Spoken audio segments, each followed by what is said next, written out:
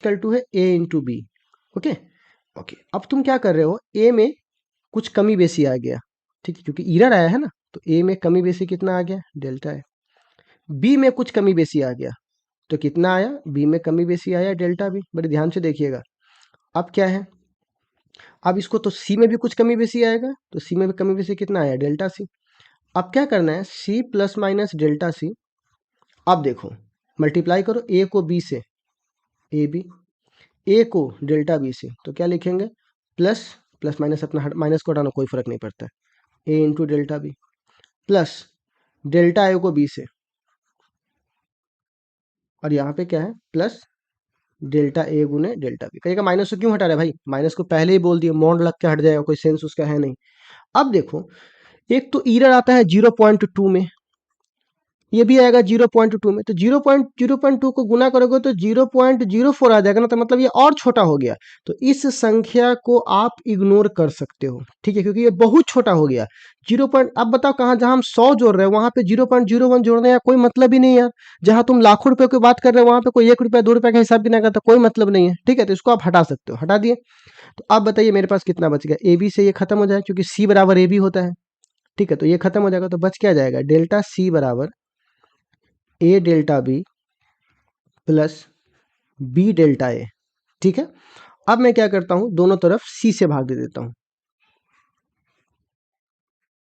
सी से भाग दे देता हूं, तो दोनों तरफ सी से भाग देने पे कोई फर्क नहीं पड़ेगा, तो डेल्टा सी बट्टे सी बराबर, अब देखो, ए डेल्टा बी, डेल्टा सी को लिख सकते हैं ए बी, सी बराबर ए बी होता है ना, ओके, प्लस बी डेल्टा ए बट्टे ए बी, बी से बी कट जाएगा, ए से ए कट जाएगा यहाँ पर। तो बताइए यहाँ पर क्या आने वाला है, तो यहाँ पर आने वाला है डेल्टा सी बट्टे सी बराबर डेल्टा बी बट्टे बी प्लस डेल्टा ए बट्टे ए। मतलब ये हुआ कि रिलेटिव ईरर इन सी, अगर इसको 100 से दोनों तरफ मल्टीप्लाई कर दो तो वो आगे देख लेंगे, रिलेटिव ईरर इन सी बराबर relative error in B plus relative error इन ए। और अगर परसेंटेज 100 से मल्टीप्लाई कर दो तो यही हो जाएगा, परसेंटेज ईरर इन सी बराबर होगा percentage error in B plus percentage error इन ए, क्योंकि 100 से मल्टीप्लाई कर दोगे तो दोनों तरफ कोई फर्क नहीं पड़ेगा, तो ये हमारे पास वैल्यू आ जाएगा मल्टीप्लाई वाले में। कहिएगा डिवाइड वाले में, तो एक बात बताओ, डिवाइड का क्या होता है, ए बाई बी, बी के पावर -1, माइनस का कोई मतलब नहीं, फिर तो वही आ गया, तो मल्टी प्रोडक्ट और डिवीजन दोनों के लिए सेम रूल अप्लाई होगा, ठीक है। तो एक बार आप फिर से इसको देख लीजिए, बहुत इंपॉर्टेंट रूल है ये, आपको बहुत ज़्यादा आता है, बट इससे भी ज़्यादा इंपॉर्टेंट है पावर। क्या है बुआ, पावर। तो देखिए पावर वाले रूल में बताता हूँ, पावर क्या कहता है, ये कहता है पावर, ये भी यही सबसे ज़्यादा इंपॉर्टेंट है, पावर। देखो, जैसे मैंने अभी आपको बोला, यहाँ पर ध्यान से देखिएगा, यहाँ पे देखता हूँ, सी बराबर ए बी, तो आपका फाइनल आंसर क्या आया है, यहाँ देखिएगा, फाइनल आंसर आया है यहाँ पर, यहाँ पे आया है फाइनल आंसर, डेल्टा सी बट्टे सी बराबर डेल्टा ए बट्टे ए प्लस डेल्टा बी बट्टे बी। आया है आपका आंसर, एकदम सिंपल, देखिए ऊपर आया है। अब बताओ इस पे कितना पावर था, मान लीजिए 1 1, तो 1 से आगे मल्टीप्लाई हुआ, इस पे भी 1 था इसीलिए 1 से मल्टीप्लाई हुआ। अब जरा मैं इसको थोड़ा अलग तरह से लिखता हूँ, ए स्क्वायर होता और बी स्क्वायर होता, और मैं कहता हूँ कि इसके पावर को तोड़िए, तो आप क्या लिखते हैं यहाँ पर, डेल्टा सी बट्टे सी, 2 बाहर, और ए की जगह यही वाला बात लिखते, डेल्टा ए बट्टे ए प्लस 2 बाहर डेल्टा बी बट्टे बी, ठीक है, बहुत सिंपल है। ठीक, अगला, अब इसी तरह मैं आपको नेक्स्ट बता रहा हूँ।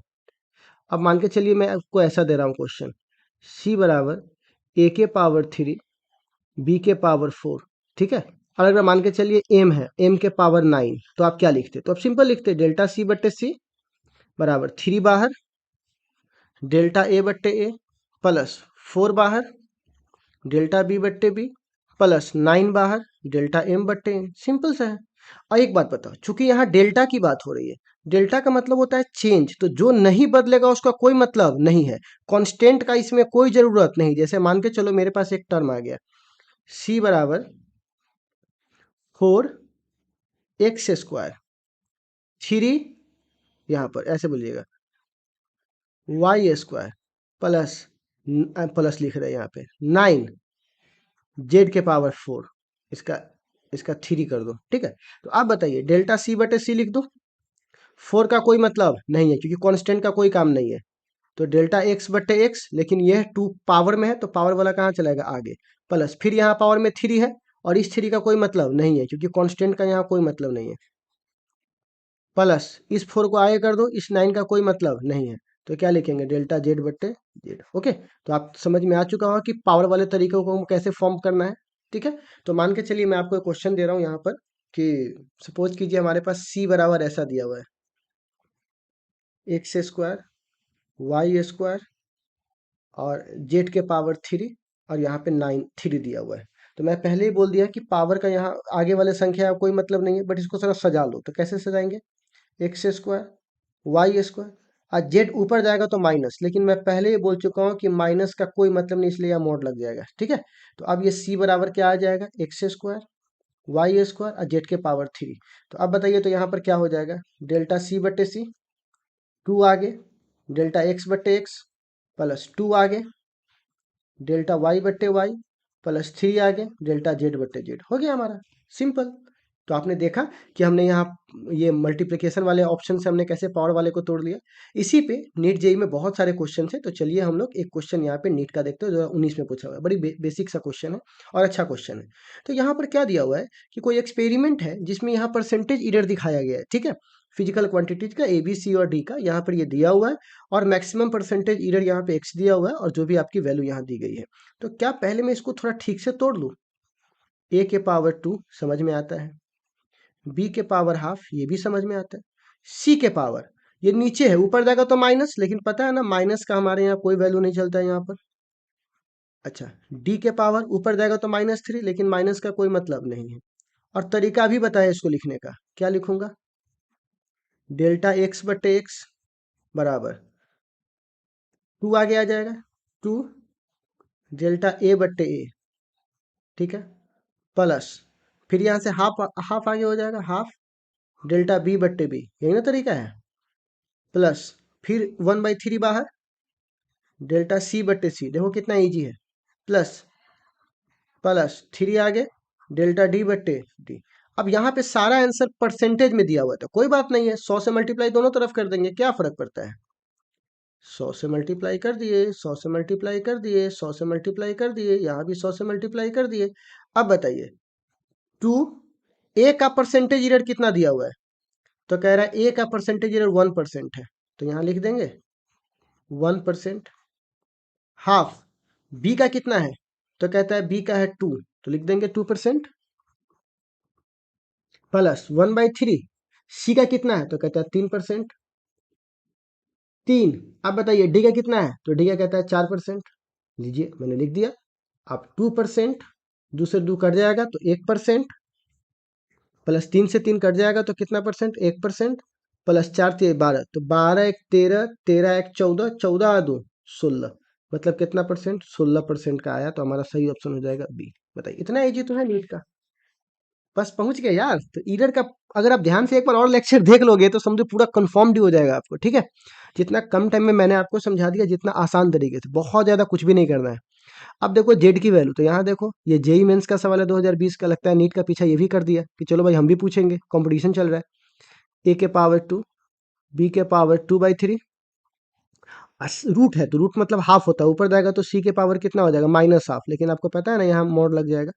ओके, डी 3 ऊपर जाएगा तो माइनस, लेकिन यहाँ मोड लग जाएगा। इसको तोड़ो तो डेल्टा जेड बट्टे जेड, चूंकि परसेंटेज एरर की बात कर रहा है तो यहाँ पे क्या लगाना पड़ेगा हमको, हमको लगाना पड़ेगा 100%, लगा दिए 100%, बराबर 2 डेल्टा ए बट्टे ए, जो पावर है वो आगे आ जाता है, तो यहाँ पर कितना हो जाएगा 100%, प्लस 2/3 आगे डेल्टा बी बट्टे बी, कितना परसेंट, 100%, प्लस हाफ आगे डेल्टा सी बट्टे सी, 100%, प्लस 3 डेल्टा डी बट्टे डी, 100%, ठीक है।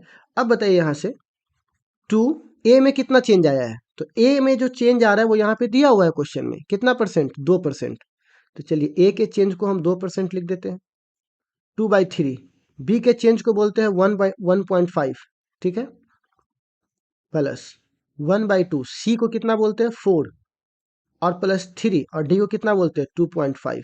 ठीक है, अब देखो 2 दूनी 4%, 3 को काटेंगे तो ये कितना हो जाएगा 0.5 और 0.5 को 2 से मल्टीप्लाई करोगे तो 1%, प्लस 2 को काटेंगे तो कितना हो जाएगा 2%, प्लस इसको करेंगे तो कितना हो जाएगा 7.5, तो कितना हो जाएगा 4 1 5, 5 2 7, 7 7 14, 14.5%, यानी सही ऑप्शन हो जाएगा हमारा बी नंबर। देखिए है ना जेई का सवाल कितना इजी है यार, कुछ सोचना ही नहीं है इसमें, एकदम आप आराम से बना सकते हो।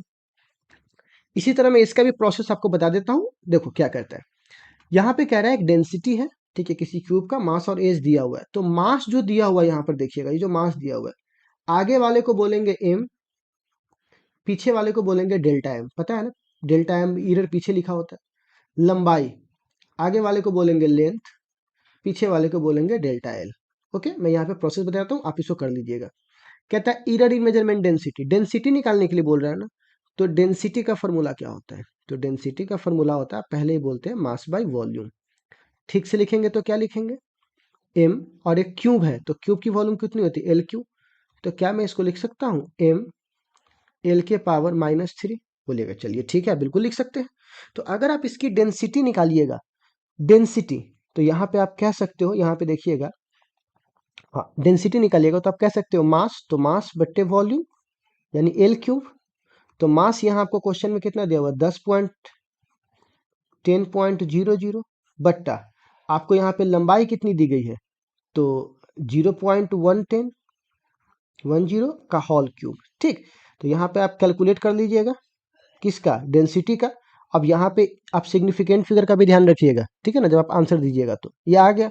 अब कह रहा है हमें ईरर निकालना है, तो ईरर कैसे निकलेगा सोच समझिएगा। तो ईरर का तरीका होता है, यहाँ पर देखिएगा, हमको ये है हमारे पास, मतलब हमको डेल्टा एल निकालना है, यहाँ पर डेल्टा रो निकालना है, ठीक है, कितनी होगी। तो आप जरा बताइए डेंसिटी का फॉर्मूला क्या है, तो डेंसिटी का फॉर्मूला है m l के पावर -3। तो आपको पता है ना ऐसे चीज को हम ईरर परसेंटेज कैसे निकालते हैं, डेल्टा रो बट्टे रो, याद आया, बराबर पावर 1 है तो 1 से मल्टीप्लाई डेल्टा m बट्टे m, प्लस माइनस का कोई मतलब नहीं है ईरर में, तो माइनस को प्लस कर देंगे, 3 आगे डेल्टा l बट्टे l। अब हमको बताइए डेंसिटी का मान आप यहाँ निकाल लिए हैं, ये डेल्टा m का मान आपको यहाँ दिया हुआ है और m का मान आपको यहाँ दिया हुआ है, डेल्टा l का मान यहाँ दिया हुआ है, l का मान यहाँ दिया हुआ है। क्या आप रख करके डेल्टा रो का मान नहीं निकाल सकते हैं, तो निकाल लीजिए और जो आपका वैल्यू आया वही आपका आंसर हो जाएगा। तो इतना सिंपल तो है यार, ठीक है। फिर से एक बार देख लो, छठा नंबर क्वेश्चन देख लो। तो इसमें कह रहा है कि अगर मान के चलिए किसी स्फीयर के रेडियस में 2% का मतलब दिक्कत आया है, ईरर आया है, तो पता है ना 2% कैसे निकालता है, किसी ईरर को इससे कर करके और इससे 100% कीजिए तब ना परसेंटेज ईरर आएगा। परसेंटेज ईरर लिखने का यही फॉर्मूला होता है, उसके एब्सोल्यूट ईरर बट्टा मीन वैल्यू ट्रू वैल्यू गुने 100%, 2% आया है। आप कह रहे हैं उसकी वॉल्यूम में कितना आएगा, तो पता है ना आपको वॉल्यूम का फॉर्मूला क्या होता है, वॉल्यूम का फॉर्मूला होता है क्या हुआ, है ना 4/3 पाई आर क्यू। तो आप बताइए डेल्टा भी बाई भी गुने कितना परसेंट, 100%, यही ना तरीका होता है लिखने का। और ये सब कांस्टेंट है और कांस्टेंट का इस चेंज में कोई फर्क नहीं पड़ेगा, इसीलिए मैं इसको हटा देता हूँ। यहाँ 3 बाहर आ जाएगा और यहाँ पर क्या लिखूंगा डेल्टा आर बट्टे आर गुने 100%। तो आप बताइए 3 और इतना का मान कितना लिखे हैं, तो इतना का मान लिखे हुए 2%, तो 3 दूनी 6% आ गया हमारा आंसर। एकदम सिंपल है, कांस्टेंट का कोई काम नहीं है और इसको बाहर निकाल देंगे तो हमारा एरर निकल जाएगा। तो यही सब सिंपल सिंपल सवाल है यार, आप आराम से बना सकते हो, ठीक है। तो आप क्या मैं ये कह सकता हूँ कि आप लोग इसको समझ गए। अगर आप समझ गए हो तो इस पे सवाल दिया गया डिस्क्रिप्शन में जाकर के सवाल को बनाइए, न्यूमेरिकल्स को बनाइए, आपका बेसिक क्लियर हो चुका है। आपकी प्रैक्टिस मान रही है, आप जितने सवाल बनाइएगा जितना उतना ही आपका क्या होगा कॉन्सेप्ट बिल्डअप होगा। आप कॉन्सेप्ट के लिए किसी पर डिपेंड होने की जरूरत नहीं है, इतना ही से आपका काम चल जाएगा। और इसके बाद भी अगर इस क्वेश्चन नहीं बनेगा तो इसके लिए सिर्फ आप जिम्मेवार हो, क्योंकि इतना के बाद तो आपको मेहनत का चाहिए, मेहनत करोगे बन जाएगा, ठीक है। अगला क्वेश्चन, अगला जो हमारा सेशन होने वाला है वो होने वाला वर्नियर कैलिपर स्केल पर, तो चलिए उसके लिए भी तैयार रहिएगा। आज के लिए बस इतना ही, अगली मुलाकात होगी अगली क्लास में।